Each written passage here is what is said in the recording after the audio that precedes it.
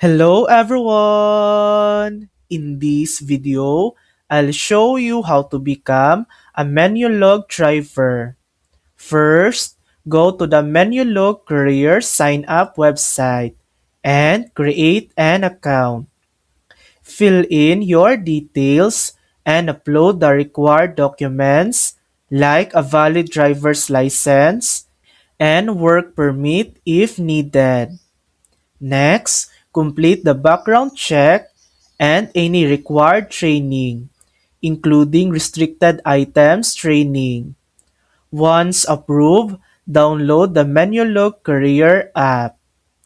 Make sure you have a smartphone and a vehicle such as a car, e-bike, or scooter. You can set your availability, accept delivery jobs, and manage everything through the app. Payments are usually made weekly for completed deliveries. And that's it. That's how to become a Menulog driver. Thanks for watching. If this video helped you, please like and subscribe for more helpful tutorials.